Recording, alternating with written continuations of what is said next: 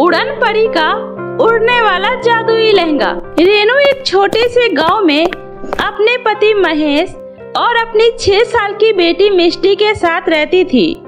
उनकी जिंदगी में किसी तरह की कोई कमी नहीं थी। वो अपने छोटे से परिवार के साथ बहुत खुश थी और उसका पति महेश गांव में ही एक किराने की दुकान चलाया करता था।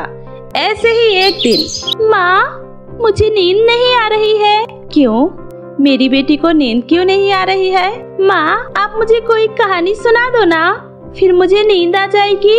अच्छा तो पता चल गया तुम्हें नींद क्यों नहीं आ रही है। कहानी जो सुननी है इसलिए तुम्हें नींद नहीं आ रही है। क्यों? मैंने सही कहा ना? इतना कहकर रेनू मिष्टी को कहानी सुनाने लगती है। उसी समय मिष्टी कहती है, नहीं माँ मुझे ये वाली कहानी नहीं सुननी है। अरे पहले एक बार सुन तो लो, मुझे तो परियों की कहानी सुननी है जिसके पास बहुत सारी शक्तियाँ होती है। अच्छा बाबा ठीक है, आज मैं तुम्हें एक शक्तिशाली परी वाली कहानी सुनाती हूँ जिसमें एक बहुत ही शक्तिशाली परी सभी मुसीबत में पड़े लोगों की मदद करती है। क्या सच में माँ? आप जल्दी सुनाओ ना मुझे। इतना कहकर रेनू मिष्टी को परियों वाली कहानी सुनाने लगती है और कहानी सुनाते सुनाते मिष्टी थोड़ी ही देर में सो जाती है और उसके सोते ही महेश रेनू से कहता है, सो गई मिष्टी? हाँ सो गई। जब तक मैं इसे कोई कहानी न सुना दूं, तब तक इसे नींद ही नहीं आती। अरे तुमने ही तो डाली है इसकी ये आदत। अच्छा तो आप ही बताओ मैं क्या करूं? आप ही सुला दिया करो इसे। अरे नहीं नहीं, मेरे बस की नहीं है ऐसे रोज रोज कहानियाँ सुनाना। और वैसे भी मैं रोज रोज कहाँ से लाऊंगा इनके लिए नई नई कहानियाँ। अरे तो इसमें क्या है, आप उसे कुछ भी कहानी बनाकर सुना दीजिए। बस वो कहानी परियों की होनी चाहिए जिसमें शक्तिशाली परी आकर सबकी मदद करती हो। बस इतने में ही खुश हो जाती है हमारी बेटी। अरे हाँ हाँ क्यों नहीं, तुम ही सुना सकती हो ऐसी कहानियाँ उसे। मेरे तो सर के ऊपर से जाती है ये सब बातें। इतना बोलकर दोनों सोने चले जाते हैं और अगले दिन रेनू जब मिष्टी को स्कूल से लेकर घर आ रही होती है, उसी समय एक बाइक वाला बड़ी तेजी से रेनू के बगल से गुजरता है जिसकी वजह से रेनू को धक्का लग जाता है और यह देखकर मिष्टी को बहुत गुस्सा आता है और वह बाइक वाले को आवाज लगाते हुए गुस्से में कहती है, अरे ओ अंकल दिखाई नहीं दे रहा क्या? ये आंखों पर चश्मा लगाकर चल रहे हो। क्या बोला तूने? मैंने कहा दिखाई नहीं देता क्या तुम्हें जो इतनी तेज बाइक चला रहे हो? अगर मेरी माँ को चोट लग जाती तो? अरे हाँ ठीक है, मैंने ध्यान नहीं दिया। हाँ तो मैं भी वही कह रही हूँ कि ध्यान देकर बाइक चलाया करो। मिष्टी चुप हो जा, भाई साहब आप जाइए। अरे जरा आप अपनी बेटी को समझाइए कि थोड़ा कम बोले, बहुत ज्यादा बोलती है। हाँ हाँ ठीक है आप जाइए, मैं इसे समझा दूंगी। इतना कहकर रेनू मिष्टी का हाथ पकड़कर उसे घर ले आती है और उससे कहती है, मिष्टी बेटा ये तुम क्या कर रही थी? पर माँ मैंने क्या किया? गलती तो उन अंकल की है ना जो इतनी तेज बाइक चला रहे थे। हाँ बेटी मुझे पता है, पर हम लोग ऐसे किसी से बहस नहीं कर सकते ना, इसलिए आज के बाद तुम किसी से कुछ नहीं बोलोगी। माँ आप हमेशा मुझे ही क्यों चुप रहने के लिए बोलती हो? क्योंकि बेटा आते जाते लोगों से बहस करना अच्छी बात नहीं होती, इससे हमारा ही नुकसान होता है। पर माँ वो कोई अच्छे इंसान नहीं थे बल्कि एक गंदे से अंकल थे, इसलिए मुझे परी की तरह उनकी खूब पिटाई करनी थी। अरे मिष्टी बेटा तुम तो सच में बड़ी खतरनाक हो।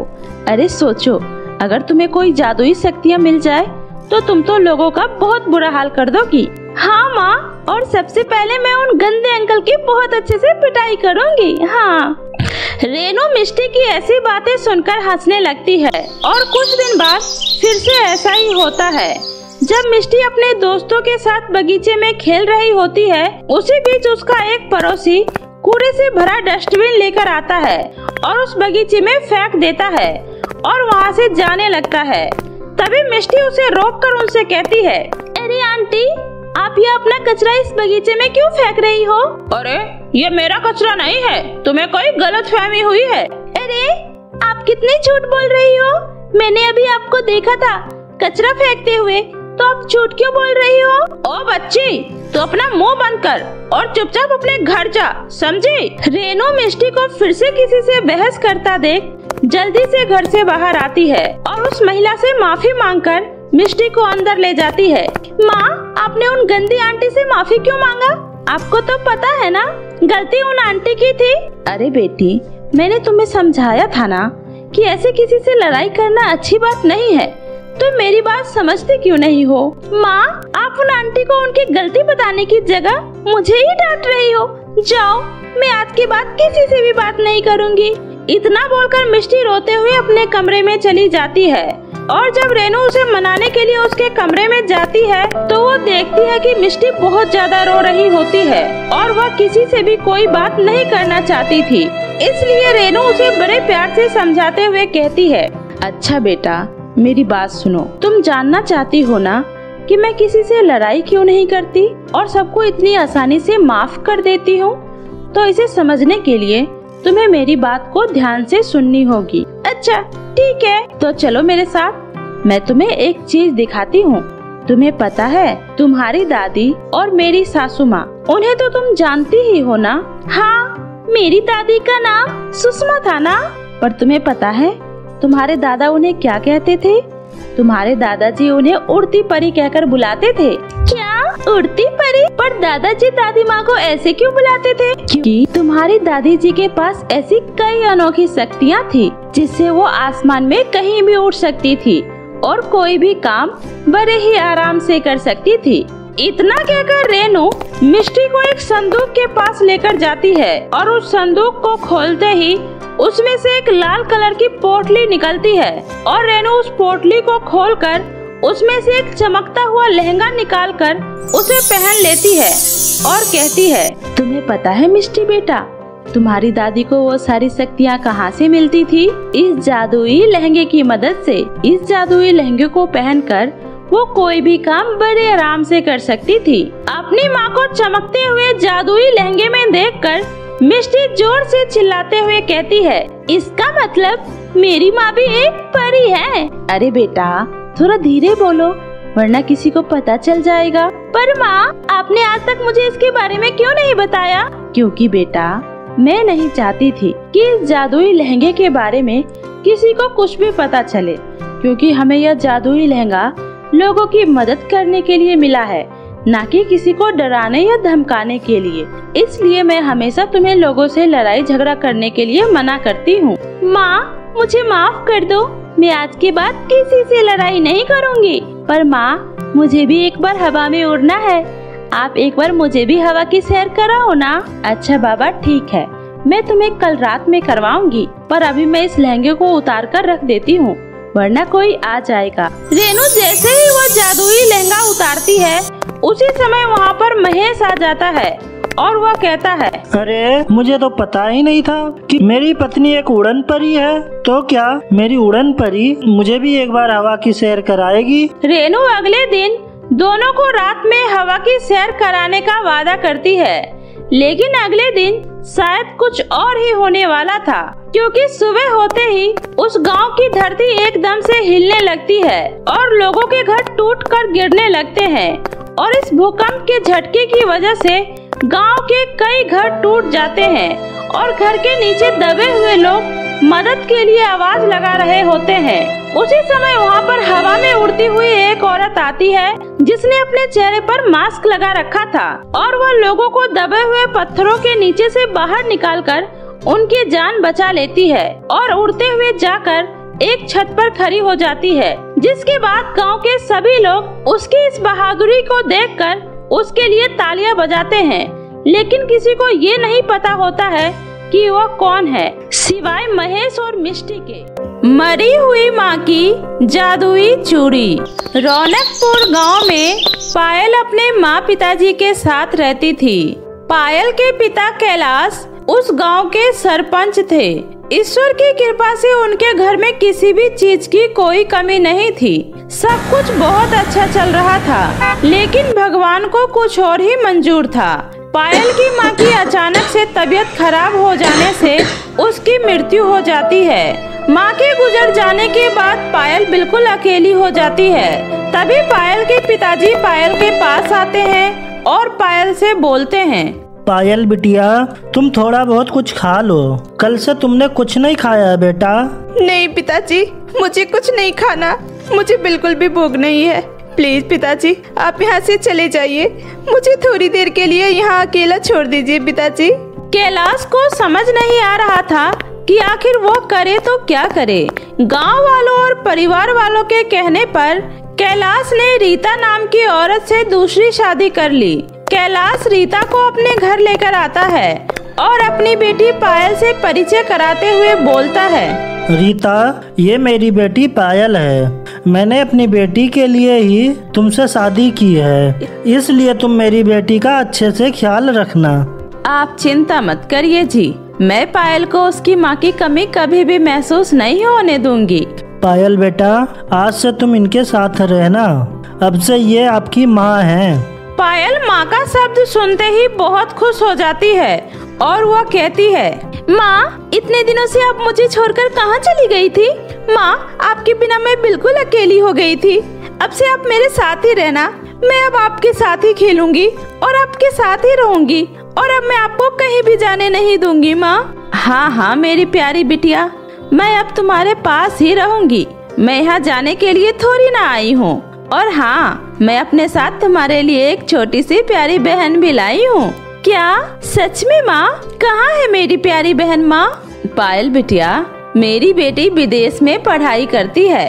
अगले हफ्ते तक उसकी छुट्टी हो जाएगी, फिर वह भी यहाँ पर आ जाएगी। रीता को पायल से इतना प्यार करते हुए देखकर कैलाश बहुत खुश होता है और वह सोचता है कि उसने दूसरी शादी करके कोई गलती नहीं की। रीता कुछ दिनों तक पायल से बहुत अच्छा व्यवहार करती है। तभी एक दिन रीता की बेटी रेशमा शहर से वापस आ जाती है। वह अपनी माँ को पायल की सेवा करते देखकर अपनी माँ से बोलती है, व्हाट इज दिस मॉम?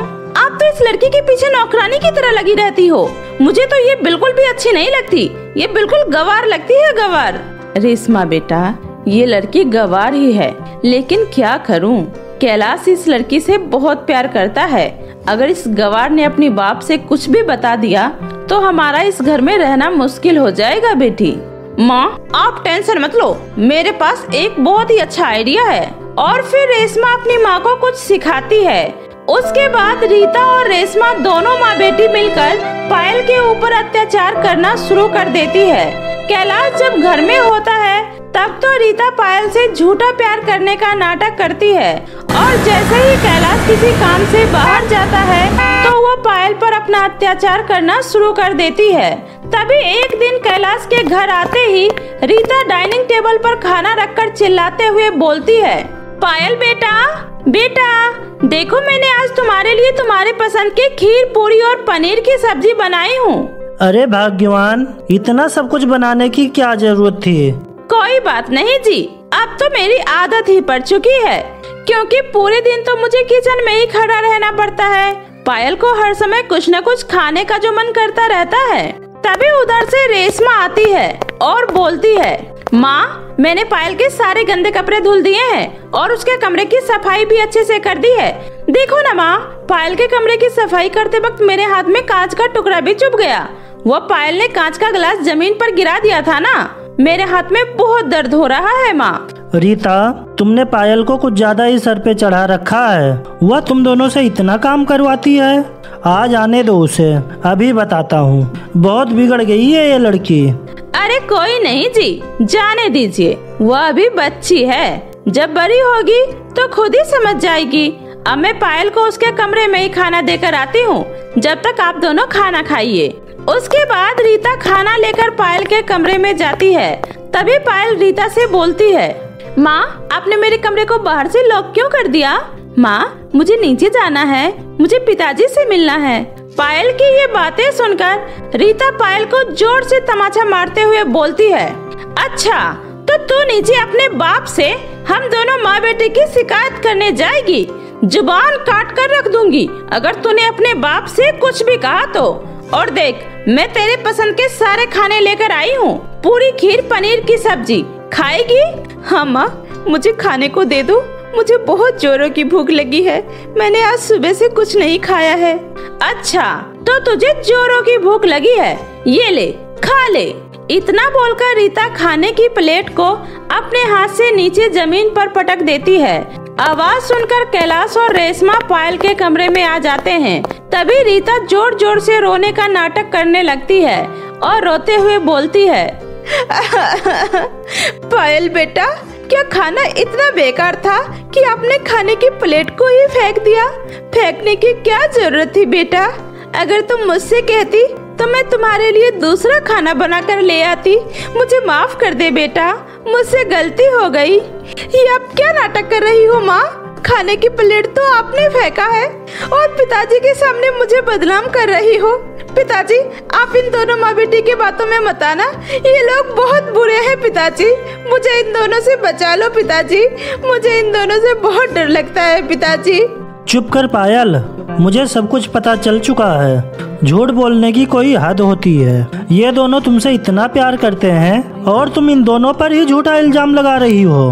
पायल को समझ में आ जाता है कि उसके पिताजी अब उसकी बात सुनने वाले नहीं हैं। तभी पायल गुस्से में रोते हुए बोलती है, चले जाओ, सभी के सभी मेरे कमरे से चले जाओ। किसी को यहाँ रुकने की जरूरत नहीं है, जाओ।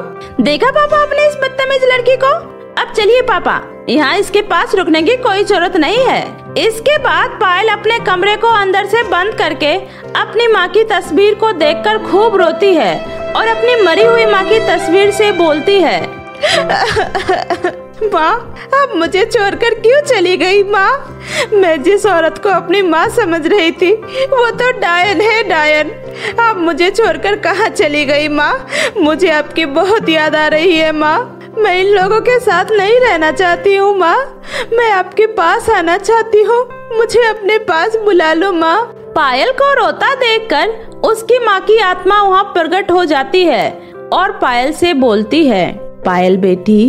माँ, क्या आप मुझसे बात कर सकती हो माँ? हाँ मेरी प्यारी बेटी। पायल, तुम्हें इतनी जल्दी हिम्मत हारने की जरूरत नहीं है, बल्कि तुम्हें उन दोनों माँ बेटी की सच्चाई सबके सामने लानी है। माँ, मैं इन दोनों माँ बेटी की सच्चाई कैसे सबके सामने लाऊं? पिताजी तो मेरी एक भी बात नहीं सुनते। पायल बेटा, मैं तुम्हें कुछ देना चाहती हूँ। ये लो, ये जादुई चूड़ी है। अब इस चूड़ी से तुम जो भी कुछ बोलोगी वह तुरंत हो जाएगा। और हाँ, अब तुझे किसी से भी डरने की कोई जरूरत नहीं है। और हाँ, आज तुम अपने पिताजी को घर आते ही इन दोनों माँ बेटी की सारी सच्चाई बता देना और तुम उन दोनों से बिल्कुल भी मत डरना। और जब भी तुम्हें मेरी जरूरत पड़े तो तुम मुझे याद करना। मैं हमेशा तुम्हारे साथ हूँ बेटा। अपना ख्याल रखना। पायल अपनी मरी हुई माँ की दी हुई चूड़ी को पहन लेती है। फिर सुबह होने पर पायल की सौतेली माँ पायल पर चिल्लाते हुए बोलती है, अरे ओ पायल की बच्ची, मर गई क्या? जल्दी से उठकर नीचे आ, बहुत सारा काम पड़ा है। मैं और रेशमा शॉपिंग के लिए बाजार जा रहे हैं। हमारे घर आने से पहले सारा काम हो जाना चाहिए, समझी? पायल ने नीचे आकर अपनी जादुई चूड़ी की मदद से घर का सारा काम बहुत ही जल्दी से कर लेती है और खाना भी बना लेती है। रीता और रेशमा जब शॉपिंग करके घर आती है तो घर को इतने सुंदर से सजा देखकर पायल से बोलती है, अरे ओ कामचोर कहीं की, तुझे तो घर का सारा काम आता है। खामखाई इतने दिनों से नौटंकी कर रही थी। हाँ, अब असली नौटंकी तुम दोनों माँ बेटी इस घर से बाहर जाकर करना। आने दो आज पिताजी को। उनके आते ही मैं तुम दोनों माँ बेटी की सारी सच्चाई के बारे में अपने पिताजी से बता दूंगी। क्या कहा तुमने? तू अपने चपरगंजू बाप को हम दोनों माँ बेटे की सारी सच्चाई बताएगी? कल रात को भी तूने अपने टकले बाप को हमारी सच्चाई बताई थी, लेकिन तेरे उस टकले बाप ने तेरी एक न सुनी। अब तू क्या करेगी? और ये क्या, तुम्हारे हाथों में इतनी सुंदर चूड़ियाँ कहाँ से आई? चल निकाल इसे जल्दी से। ये तुम्हारे हाथों में बिल्कुल भी अच्छी नहीं लग रही। चल दे मुझे और जल्दी से मेरे पैर दबा। पैर नहीं, मैं तुम दोनों माँ बेटी का गला दबाऊंगा। मैंने अपने कानों से सब कुछ सुन लिया है। तुम दोनों ने मेरी फूल जैसी बेटी पर इतना अत्याचार किया, मैं तुम्हें नहीं छोड़ूंगा। मैंने तुमसे शादी सिर्फ अपनी बेटी के लिए किया था और तुमने इसके साथ इतना गलत किया। निकल जा मेरे घर से, वरना लात मार के तुम दोनों को घर से निकालूंगा। कैलाश रीता और रेशमा को धक्के मारकर घर से बाहर निकाल देता है और अपनी बेटी से माफी मांगता है। मुझे माफ कर दे बेटी, मैं तुम्हें समझ नहीं पाया और फिर उसके बाद पायल अपने पिताजी को अपनी माँ की सारी बातें बताती है कि रात में उसकी माँ से उससे बात हुई थी और उसकी स्वर्गवासी माँ ने उसे जादुई चूड़ी भी दी थी। और फिर पायल उस जादुई चूड़ी की मदद से अपने जरूरत की हर चीजें मांगती है और उसके बाद दोनों बाप बेटी उस जादुई चूड़ी की मदद से खुशी खुशी अपना जीवन व्यतीत करने लगते हैं। तो मेरे प्यारे दोस्तों, कैसी लगी आपको मेरी ये कहानी? मुझे कमेंट करके जरूर बताएं। कहानी अच्छी लगी हो तो इसे अपने दोस्तों के साथ भी शेयर करें।